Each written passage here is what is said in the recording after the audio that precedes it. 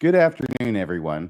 It's 3 o'clock p.m. It's Friday, September 12th, 2025. This is a special edition of the Mormon Newscast. I'm Radio Free Mormon, joined by my usual co-hosts, Rebecca Biblioteca and Bill Reel. Greetings, both of you. Greetings to you. Good afternoon.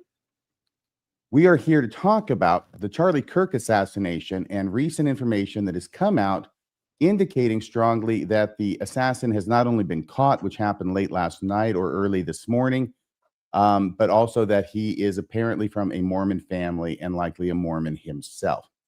That's why it's titled Charlie Kirk Assassination, Mormon Link, ? We'll be telling you everything that we know right here on this podcast. And by the way, I've got to say up front, this is largely due to Rebecca Biblioteca and her incredible sleuthing and a lot of information that she found out, which led us to decide that we needed to have a special episode today instead of waiting till Monday and the regular newscast. So thank you so much for that, Rebecca. Rebecca, now UVU, Utah Valley University, where the assassination occurred on Wednesday, September 10th. You have some connections to that place, is that right? I do. I have quite a number of direct connections to UVU. I have lived in Utah County for over 40 years, which is where UVU is. I have direct family members who graduated from there, who work there. I had an immediate family member that was on campus when it happened. I have friends and neighbors who are part of the faculty and staff there and even in upper leadership. So, when we understood that there was something happening there, a lot of us have connections there. It wasn't just the school, it was the entire community that was absolutely on edge as everything unfolded. It's been a roller coaster, if I can say that. Yeah, well, it definitely has. It's been just over 48 hours since the assassination occurred. So let's go ahead and let's start talking a little bit about this. We've got a number of slides. This is Charlie Kirk. He was 31 years old when he was assassinated on Wednesday. I had really not heard that much about this individual, but since his assassination, I've heard a lot about him. He was apparently very, very popular among certain people, a lot of people, very unpopular among a lot of people. He was a conservative influencer, podcaster, but he also had a deal about going to different college campuses. And apparently this was part of his regular kind of thing that he did, was encountering students and allowing them to ask him questions about his conservative positions and then have a back and forth about it, is my understanding. It has also come out that I did not know, which is apparently he was very much thought to be responsible, perhaps largely responsible, for President Trump's win this past year, in that he was able to get out a large segment of the youth vote for the Republicans. So this is a big deal. I just didn't realize how much it was at the time it happened, but I've been learning about it since. And there he is in a picture with President Trump shaking his hand. And here he is at UVU on Wednesday, September 10th, throwing out hats to the crowd. By the way, there were about 2,000 people estimated in this crowd, and they largely looked very, very positive toward him. And that makes sense, right? It's rather a conservative university in a conservative place with presumably a somewhat conservative student body. And they seem to be very, very much into this and cheering and laughing and having a great time. Of course, that lasted for about 20 minutes. And this is the moment, this is a still, I think it was 20 to 21 minutes into the event, which started at noon Utah time. So I think it was 12:21 p.m. Mountain time when this shot was taken. And this is immediately before he is shot dead. They took him to the hospital. He died there, but he was basically gone at the scene. Now this, did you want to show that picture? Because this was supplied by Rebecca. Did you want to talk about this, Rebecca? Yeah, just that as we were talking about, the entire community was just paying attention and focused and devastated that this was happening. And this is the hospital where he did pass away. And this was taken by a family member of mine as they drove past. And people, even that evening, were standing there, part of a vigil. And that is where he had passed away. Yeah, that's that night. So he had obviously passed away many hours before. Right. Or at least several hours. Law enforcement sharing of information on the suspect. This began yesterday on September 11th, Thursday, that the law enforcement and FBI began posting pictures and video of the individual from cameras that were on phones that were used by people who were in attendance, and also on other cameras such as ring phone cameras. There's just all sorts of cameras everywhere, and inside the building and outside the building. And so this is what they have. They had pictures of him, close-up pictures, good pictures, screen grabs. Here he is, probably arriving at the place. Now, in all the videos that you see, he looks like he's shambling along like the mummy or something, because he can't bend his right leg, presumably because he has the barrel of the rifle stuck down his jeans. So therefore, he can't bend his right leg. So he looks like he's limping everywhere he goes. There's another picture of him. It looks like this is going up an interior stairwell to the roof, from which he apparently, and I'm saying this allegedly, although it's all looking very clear now, but still allegedly shot and assassinated Charlie Kirk.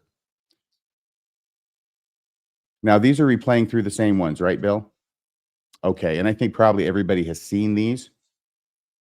Now we go to this picture. This is a very, very clear picture. I think that this was the clearest picture, and it may have been worked with in order to get it to be so clear. This is from the Washington County Sheriff's Office. It's a much clearer image of the suspect compared to others we have seen in the media. And it's edited to add, please note this appears to be an AI enhanced photo that has been, I don't know, denoised at a minimum.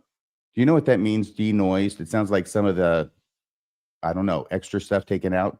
Exactly. Cleaned up.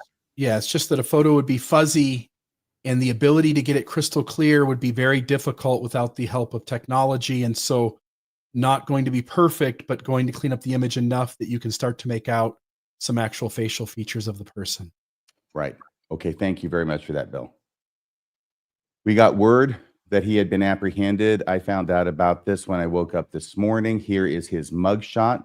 This is Tyler Robinson. He has been identified as 22-year-old Tyler Robinson, who actually attended Utah Valley University for one semester, thereby perhaps accounting for his familiarity with the landscape and how to get in and get out and do what it is that he planned and accomplished. Who is Tyler Robinson? Now, this is the main part of today's show, focusing on the Mormon connection. This is the Mormon Newscast. And here's a number of things about Tyler Robinson. If we can go through each of the three of these, if you could read the first one, Rebecca the second, and I'll take the third of these paragraphs about what it is that we have found out about Tyler Robinson as of this point. Yeah, so the suspect connected to the assassination of conservative commentator Charlie Kirk is 22-year-old Tyler Robinson from Washington County, Utah. Robinson has no prior felony record. He was a third-year electrical apprentice at Dixie Technical College in St. George. Investigators say Robinson came under suspicion after allegedly telling a family friend, and we'll get to that here in a little bit, a family friend he was involved in Charlie Kirk's killing. That friend alerted police. Detectives later obtained Discord messages, at least that's the word that's coming out, from Robinson's roommate, where he discussed retrieving a rifle from a drop point and later discarding it in the woods. Yeah, it'll be interesting to find out what, if any, involvement that roommate had. Mm-hmm. Going ahead, though, that we're not covering that today, though, Rebecca. No, and I'm just going to let Bill continue reading because, again, my screen, I have issues, and this is too important for me not to get it completely right. So go ahead, Bill. I'll take the middle one then. Okay. And you can take the third, Bill. The evidence linking him to the crime. Authorities believe Tyler Robinson acted alone. We'll see if that remains the same in the future. A bolt-action hunting rifle, suspected to be the murder weapon, was recovered nearby in a copse of trees. Spent and live casings at the scene carried inflammatory inscriptions like, quote, "Hey, fascist, catch, exclamation point," end quote, and, quote, "Bella Ciao," end quote, which is apparently a title or a song from the Italian resistance in World War II. It's basically an anti-fascist message as well. Surveillance footage also placed the gunman on a rooftop roughly 200 yards from the stage from where the fatal shot was fired. Robinson now faces charges of aggravated murder, felony discharge of a firearm causing serious injury, and obstruction of justice. He's being held without bail, while investigators point to politically charged writings and remarks. They say his exact motives remain unknown, and officials caution against premature conclusions as the investigation continues. And I think that's a good caution, and we need to take it under advisement. We need to take it at face value. Yeah, there's a whole lot of speculation that's going on out there. We're going to restrict this to non-speculation and just to the facts, as a newscast hopefully would. Now, this is a brief video that I think Bill found. It's out there on the internet. And at first, Bill had thought that this might have been Tyler Robinson opening his mission call, although it's looking more and more like he probably did not serve a mission, by which I mean he was 22 years old. We've got 1 semester at UVU accounted for. We've got 3 years. Can I just cut in and say it was Yeah. Utah State, USU, as I understand it, that he never did attend UVU? Oh, he never even attended there. He got a full ride scholarship. Right. I to know there's so USU and he many didn't use it. UVs. Yeah. In Utah, I believe it was Utah State where he spent 1 semester. So I don't believe he ever was on campus as a student. At Utah State University. Correct. But he was on campus at UVU, Utah Valley University. The other way around. No, he was never a student at Utah Valley University. His scholarship and his 1 semester was at Utah State Okay, University. well, this is one thing that we're going to have to figure out, because I've heard different things on, Really? the Okay. news. Yeah. So Yeah, let's just go ahead and see. But, they're just as susceptible to be confused by the similar sounding colleges, more so than you would be, or Rebecca, or you, Bill, who live there. Right. So if you can just play this, maybe he'll say the name of it. Congratulations, you have been selected to receive the Resident Presidential Scholarship from Utah State University. The value of this scholarship is approximately $32,000. This scholarship is available for 4 years or 8 semesters.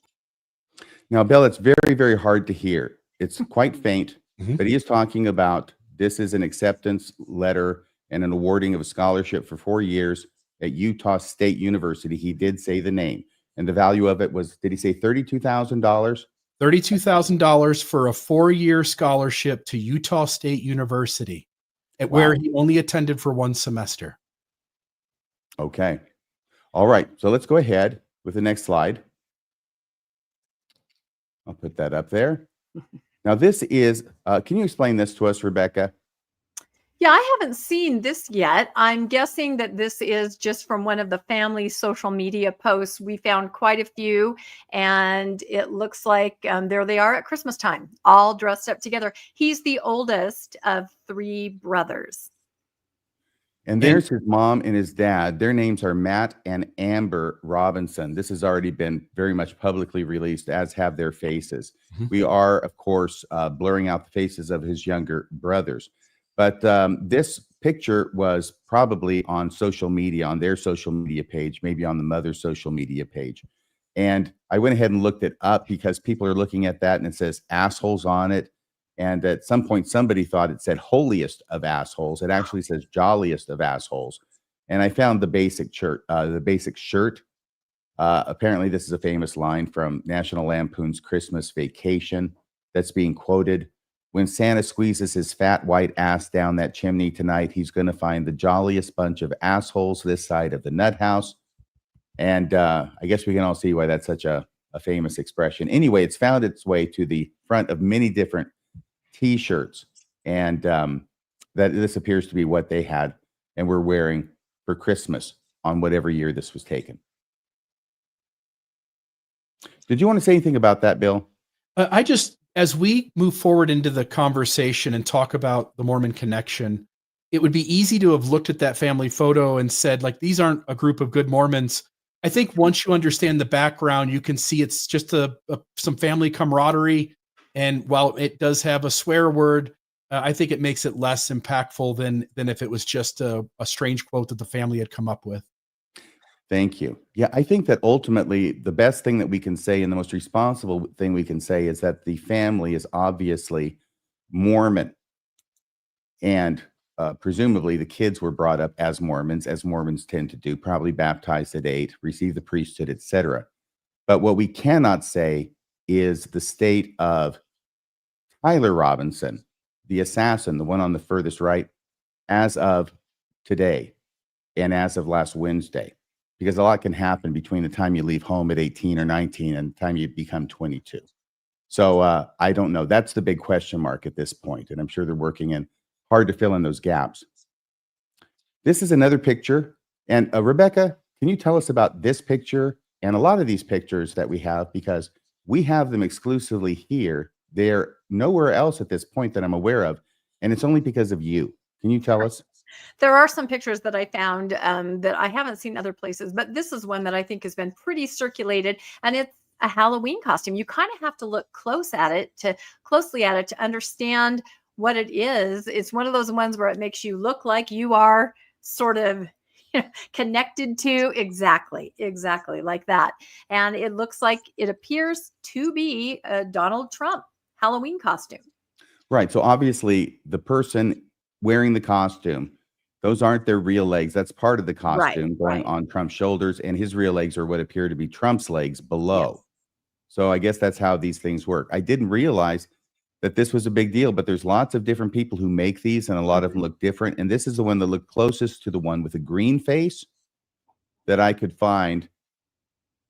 But even so, you can tell it's not exactly the same one, but it's the same idea. Right. So here you've got Tyler Robinson, Halloween costume, doing this Trump piggyback thing. I don't know what that means. Obviously, there's some meaning in there. There's President Trump involved. There's usually some kind of political meaning. I don't know if this is positive or negative. Next to him is his little brother, whose face is blurred out, who appears to be going as a hunter of some sort. It looks like he has a canteen on his side and a fake gun, a long rifle toy, resembling toy, slung across his shoulders. Now, this is a picture from social media, and this is exclusive, right, Rebecca? I think I've seen this also, but as of this morning, I was posting things that hadn't been posted other places, but I think I've seen this other places now too. I know it's happening really rapidly. It is. Basically, what happened is Rebecca, as soon as she found this out, got to work, went to find out who the parents were, found who the mother was, found her social media Facebook page, and grabbed a bunch of images from that Facebook page before the mother took the Facebook page down, which apparently she did. Is that right? Yeah, I believe, and that makes sense that a family would remove all social media pretty quickly. Now here he is again. He's having a big breakfast. Bill, you know this place, is that right? Yeah, this is the Black Bear Diner. There are 2 of these in southern Utah. It's a restaurant that's across state lines. It's a franchise, but it's sort of limited to a certain number. Does that mean it's across state lines? Does that mean it's in Nevada? Yeah, I mean, it's like in Idaho or in Nevada. There's Black Bear Diners for more than just Utah, but there are 2 of them here in southern Utah. And this appears to be the Black Bear Diner that is in Washington, Utah, which is the city where he lived. Mm-hmm. And this is where you're from too. This is not currently, but this is where I lived for 8 years. Right. And here is another slide that has a picture, one on the right that was provided by law enforcement. You can tell of the suspect going up the staircases, and on the left there's Tyler Robinson posing for a picture. Do you know what that picture is, either of you? You mean the picture on his shirt? No. Or just in general, the picture? No, I don't know what that one is. Okay. Where's that from? Do you know that? Many ones on social media. No, that's not one that I found this morning. Okay. I expected social media. Tell us about this one, Rebecca. Yeah, there were just a lot of, like any of us who are on Facebook and post. As a mom, I post all the same kind of pictures, right? Christmas and birthdays and events and scouting and all that kind of stuff. And, this was just Christmas. Another family member, as I think, she went back in time. It was hard to tell who was who. But this looks like a Christmas present where somebody received a build-it-yourself rifle kit. And there were lots of gun photos. Some of them were I think pretty innocent. The family is visiting a relative at a military base of some sort, and there might have been a military museum. But I think there were enough images of things going on to say that this family has a sense of comfort around firearms for sure. And Yeah. a build it yourself kit certainly stands out. What's the Air Force Base north of Salt Lake?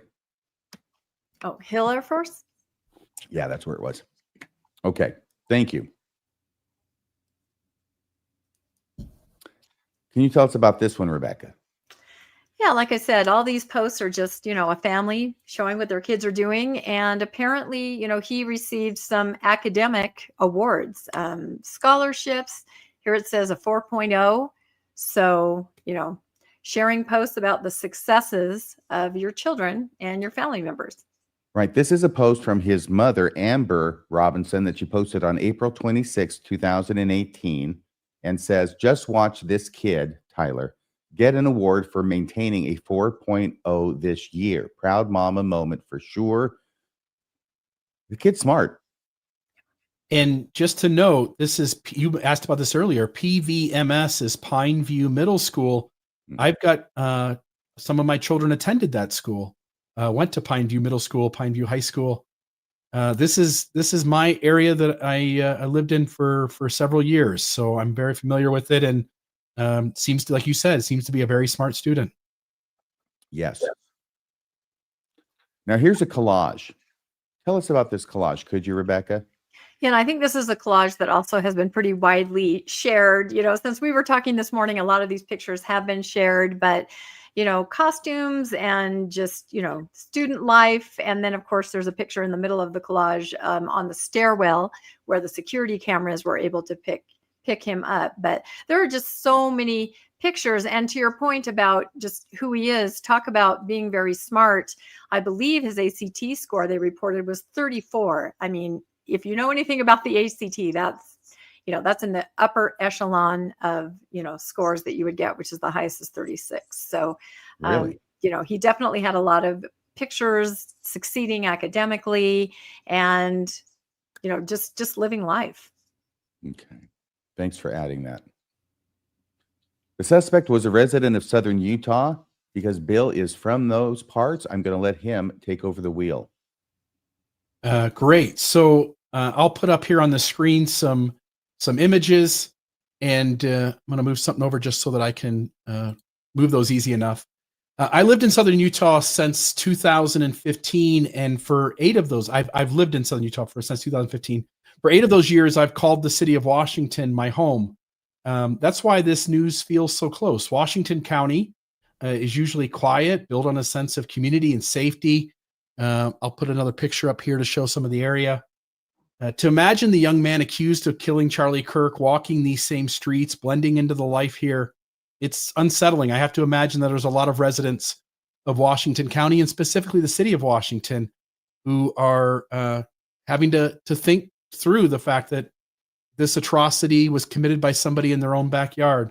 It's also not the first time this region has suddenly been pulled into national headlines. I can think of the Jody Hildebrandt and Ruby Franke abuse cases that happened recently. Mm-hmm. So even though this is a smaller sort of city, smaller area, there's been some things that have happened here in the recent past. I can think back about a decade. There was the Alex Cooper, if you can remember the book Saving Alex, where she was placed into a home to like a reformative school or reformative home to be in. And she was heavily abused by her caretakers. They put backpacks on her with bricks in them and made her stand for long hours. She was interviewed by John DeLynn on Mormon Stories. But there's been a lot of notable cases that have happened down here in southern Utah. We don't see ourselves as a place that produces assassins or notorious abusers. We see it as a place to raise families, to retire, to escape the chaos of the larger world.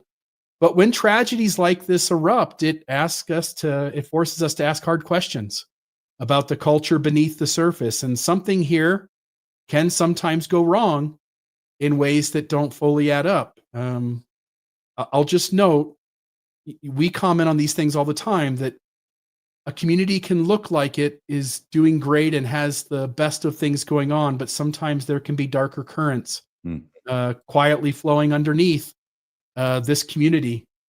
Otherwise calm exterior. So from this place, and it caught me off guard to hear that he was from here and made the trip up there to do this atrocity. And again, I just imagine the citizens here in Washington County are having to sort of wrestle with the fact that this came from their own backyard.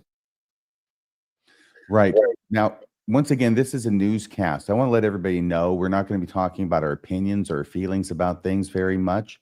We are going to have a special episode of Mormonism After Dark this evening at 8:00 p.m. Mountain Time when it's regularly scheduled, at which point we'll, listen to that from audience members. It's very much audience driven as a show. But let me just go ahead and state the obvious right now, because sometimes the obvious needs to be stated, which is there are bad eggs in every city, every county, every state, every religion, every political party, every political persuasion.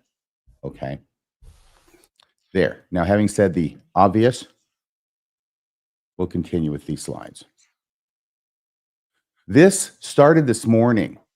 This is before I got up, but Rebecca knew about it, where Donald Trump, President of the United States, broke the story, as I understand it. He broke the story about the capture of Tyler Robinson on Fox and Friends this morning. And this is the clip. And he said something that was a little bit strange, and it caught Rebecca's ear, and she began following up on it immediately. So if we can play this clip, and Rebecca, you take it from there. With a high degree of certainty, we have him. Essentially, somebody that was very close to him turned him in, but somebody close to him turned him in. They said, whoa, it's interesting. We had very good pictures, but not great, not perfect. And when you look at it, what happened is somebody, and this happens a lot. It happened with the crazy Boston bomber. It happened with others. Somebody that's close recognizes even a little tilt of the head, which nobody else would do. And somebody that was very close to him said, that's him. And essentially went to the father, went to a U.S. Marshal, who was fantastic, by the way. And the person was involved with law enforcement, but was a person of faith, a minister. And brought him to a U.S. Marshal, who was fantastic. And the father convinced the son, this is it. Rebecca, what grabbed your attention about that? Well, first of all, from everything I've heard now, that's exactly backwards. The father is the one that recognized him. The father is the one that reached out to as we're hearing called everywhere, a minister, a youth pastor. These are words that are commonly used outside of Mormonism. Of course, in Mormonism, we would say bishop, young men's leader. So, I was sort of trying to figure out exactly what the order was and exactly who had talked to the father or who had talked to, the alleged suspect himself. So yeah, that's when I kind of started looking around, and I think a lot of people did. If I could just underscore the fact that in the Mormon church for a long, long time, they used to have young men's leaders, and they had their own little presidency in every ward. But in January of 2020, so a little over 5 years ago, that was discontinued in the LDS church, and they put that responsibility back on the bishop. So as of now, the bishop is the young men's leader in a ward, which would make it sound like maybe they're trying to use language that is not Mormon to describe what ultimately would be a bishop in a Mormon sense. Feel real? Yeah, the thing that caught me, in most Christian denominations, the minister is going to be a full-time position. And when I heard the soundbite this morning that said that he was both a minister and in law enforcement, I thought, ooh, that sent up my Mormon radar, that I knew that because this happened in Utah and because that kind of language was used, we were almost certainly going to learn that there was a Mormon connection here.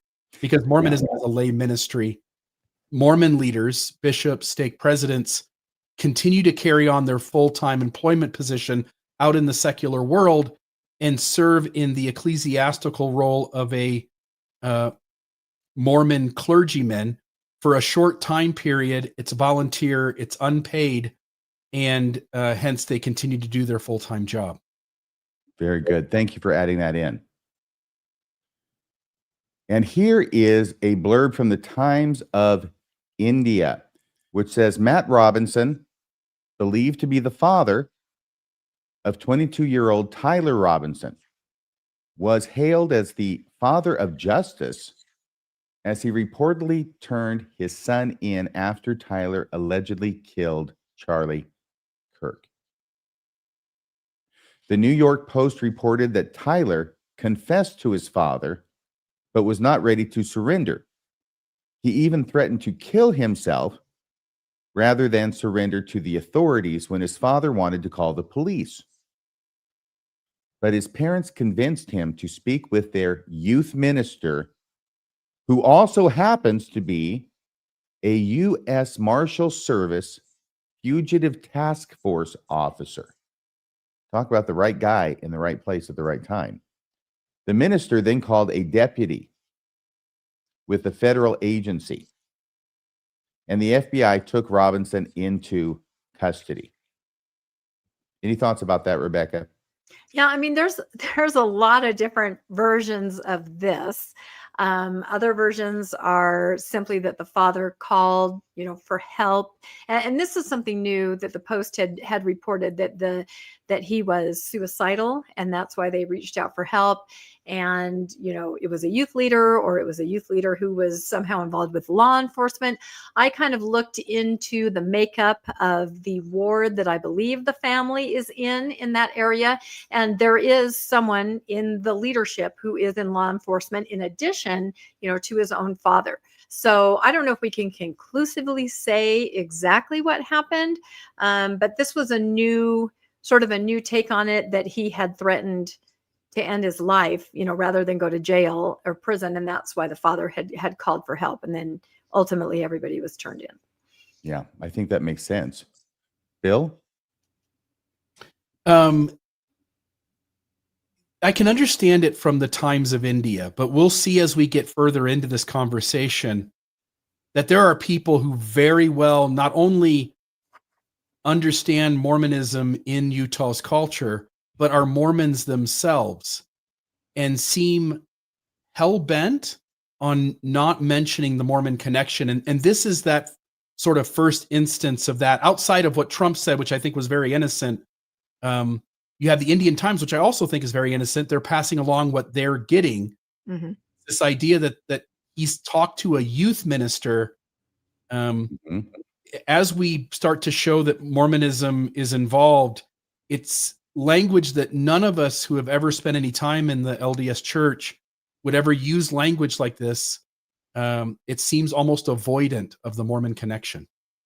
Even though the LDS church has increasingly used the term minister and ministering amongst members of the ward and stake, where they have never used it before the past several years. I don't think they've used it since before President Nelson became president.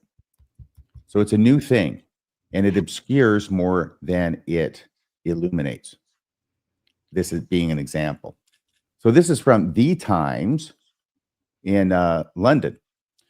Robinson's capture, that's Tyler Robinson's capture, began with his father identifying him in surveillance photos released by the FBI, Governor Cox said. That makes sense. That was actually predicted last night, early evening, by an expert, that now that these photos and videos, but especially the photos, have been released, what he says, what's probably going on right now is that the parents have figured out this is their kid. They've contacted an attorney, and they're preparing to turn their kid into law enforcement, which I thought was quite prescient. Robinson's capture began with his father identifying him in surveillance photos released by the FBI, Cox said. The father told his son to turn himself in, calling a local youth pastor to assist. The pastor called the U.S. Marshals, who took Robinson into custody. Okay, and it's that local youth pastor who's probably the bishop, and who is probably the one who is working with the U.S. Marshals. Do I have that correct? I don't know that. Yeah, we can't know. Yeah, that's why I said probably. That's what I'm gleaning from this. RFM, just a note, the thing on the right isn't an ad, it's a separate article. I don't know Oh. if it's a duplicate because you've got something in a moment from the USA Today. Yeah, I But do. I That's wanna- what that is. Is that what that is? Okay, Yes. sweet. Then we can move on. We from don't have to go to it now. Yep. Thank you for noticing that, Bill. I thought it was an ad.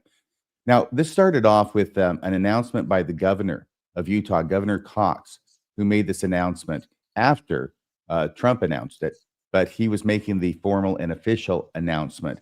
And he said a lot of good things and a lot of important things, I think.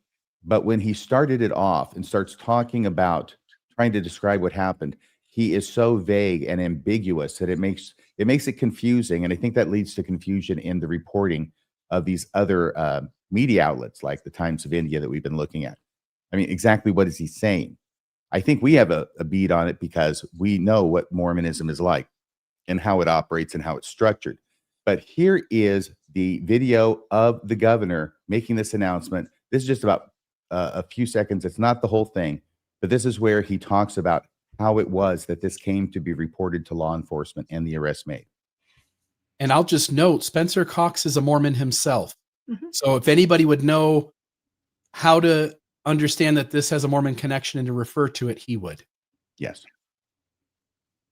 On the evening of September 11th, a family member of Tyler Robinson reached out to a family friend who contacted the Washington County Sheriff's Office with information that Robinson had confessed to them or implied that he had committed the incident. This information was relayed to the Utah County Sheriff's Office and scene investigators at Utah Valley University. This information was also conveyed to the FBI. A family friend is how he puts it. He seems hell-bent on not mentioning Mormonism, doesn't he?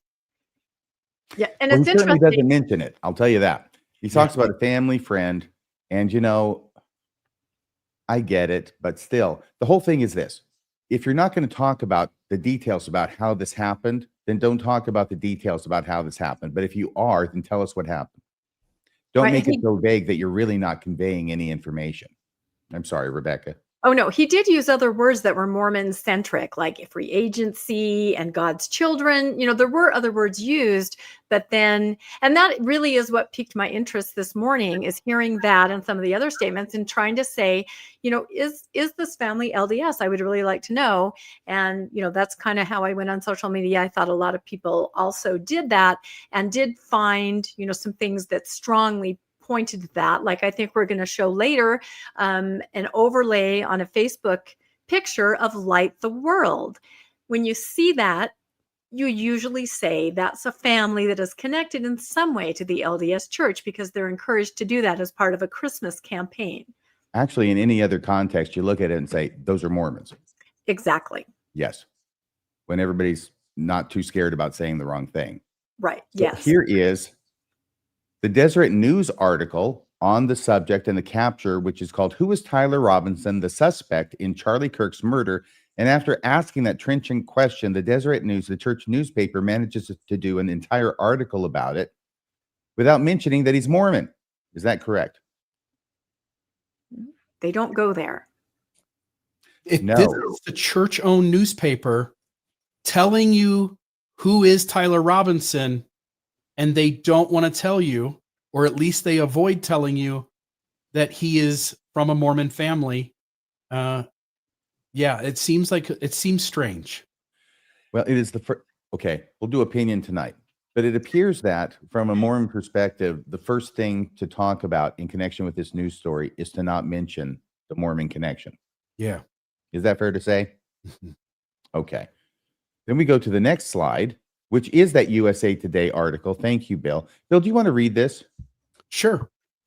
Neighbors who were standing nearby described the Robinson family as active in the community and involved with the Church of Jesus Christ of Latter-day Saints. Many knew the children from school and church activities and said they never suspected anything unusual. Tyler, they said, had two brothers. Schweierman said she lived 2 doors down from the Robinson family for the last 16 years, but has known them longer. As a head custodian with the Washington County School District, she said she watched Tyler Robinson and his brothers grow up. She often crossed paths with the family at church in school events. Okay. So it is starting to sound more and more like this is a Mormon family.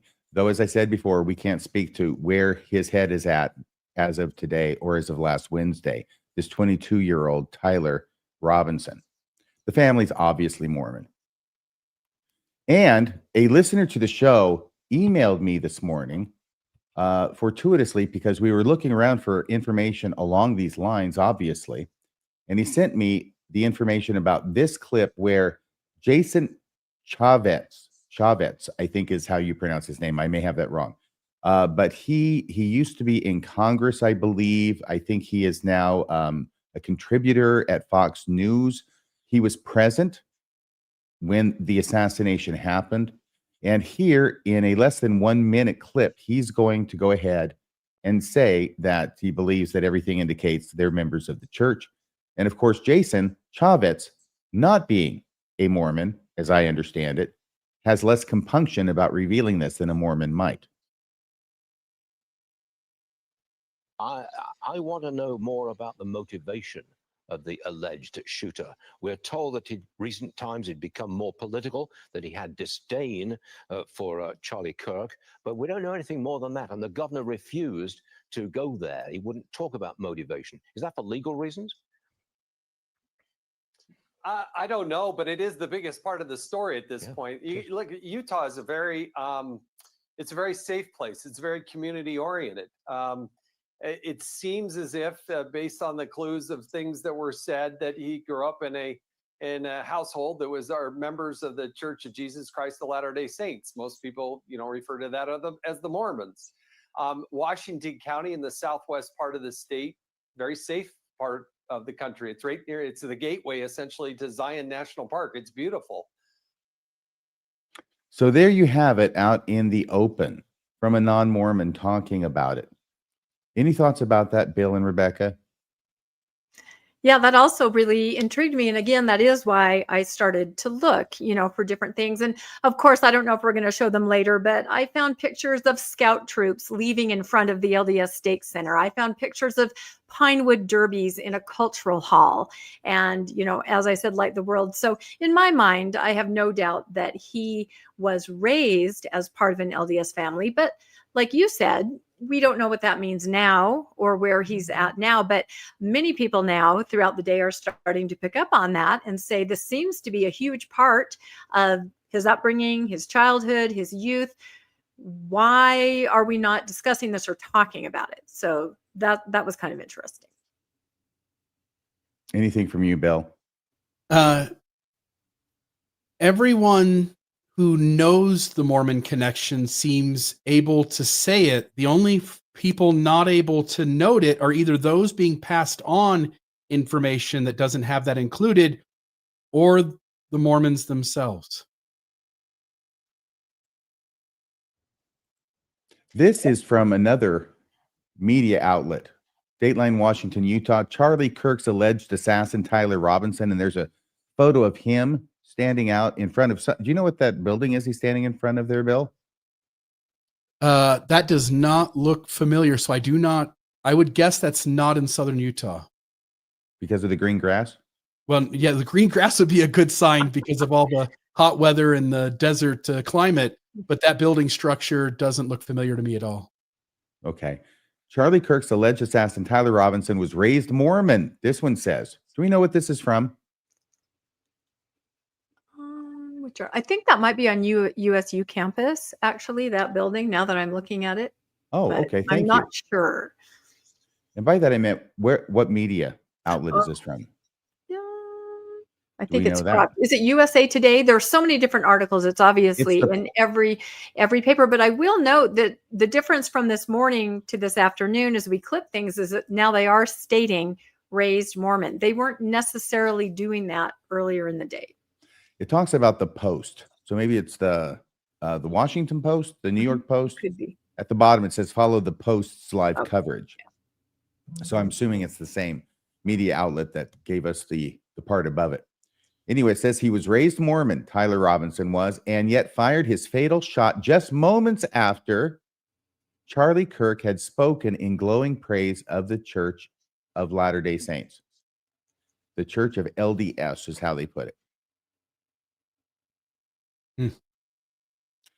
Now, Oh. this is something you found, Rebecca. This is the light the world picture you mentioned. You want to describe this for us? Yeah, this was the first thing I came across that to me, in my mind, confirmed that he at least, was raised in a family that is LDS. Because as I said before, this is, a something that you would put up at Christmas time to show that you're supporting the LDS Church's campaign, like the world, those red giving machines. So to me, it indicated that. And then I looked farther, and like I said, I found scout troops leaving from Pinewood derbies, things that we would all recognize if we grew up in the LDS Church as regular family activities.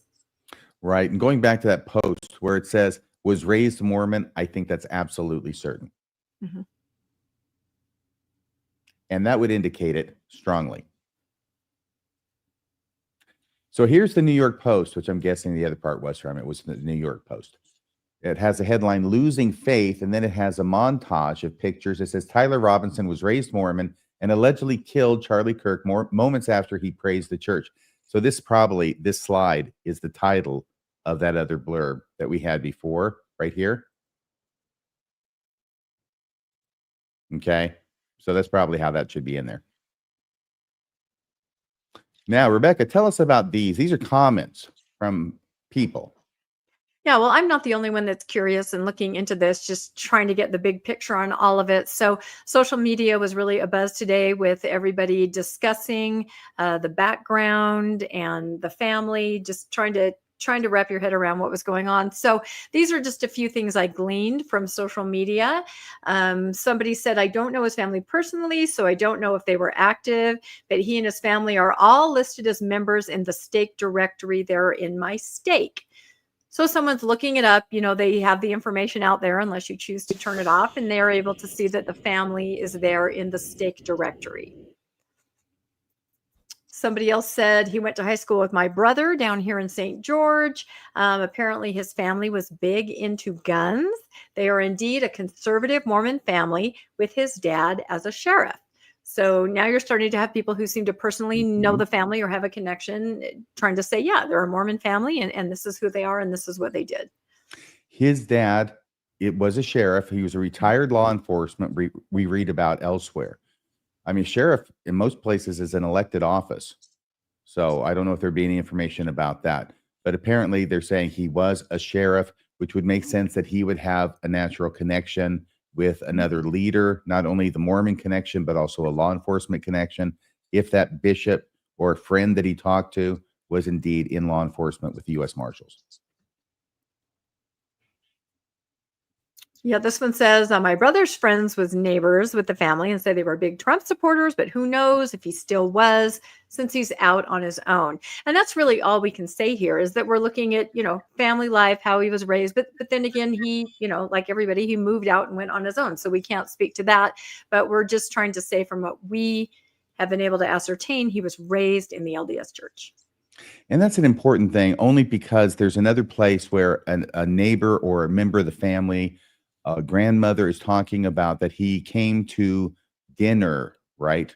And was talking about his views and his hatred for Charlie Kirk.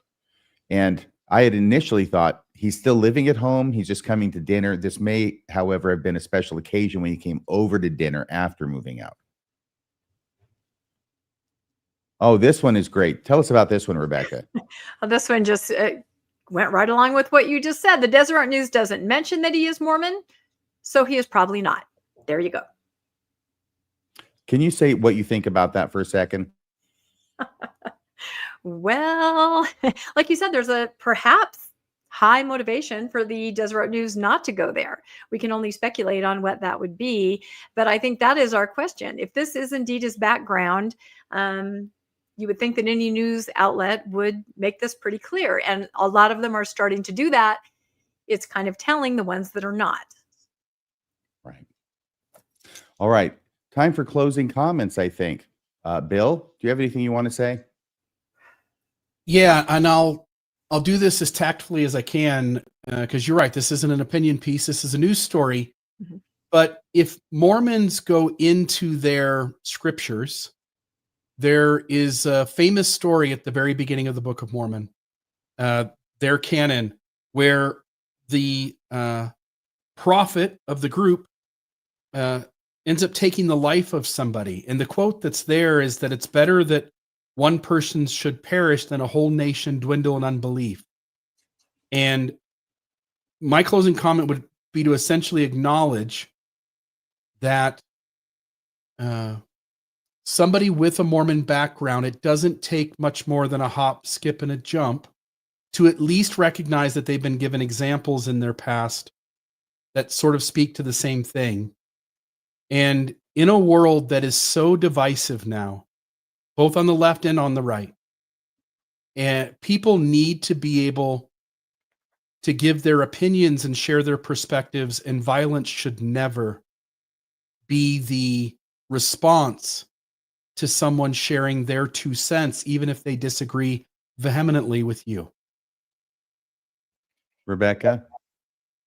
Well, and I also have to bring up the recent Lori Vallow trial, in which the story of Nephi and Laban was shared publicly as part of the trial, because it came up in Lori's text messages as she tried to encourage the crime that happened. You know, you got to do a Nephi Laban, that kind of a thing. So to say that Mormonism and being raised with that doctrine may not or has nothing to do with this, I don't think you can say that till you look into it a little bit farther. I think it exists there, and we've seen it before. So time will tell on this.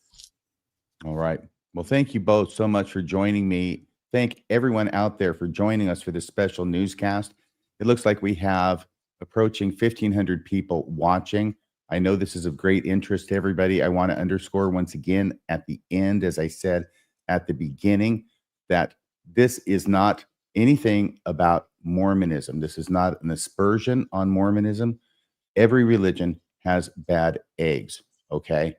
But the connection with Mormonism is important, I think, especially in light of how it seems to be that Mormonism and the Mormon Newscast and Mormon governors are framing things in such a way as to avoid talking about that connection, which leaves at least one reader of the Deseret News with the impression that this kid, Tyler Robinson, must not be a Mormon. Otherwise, the Mormon newspaper would have said so.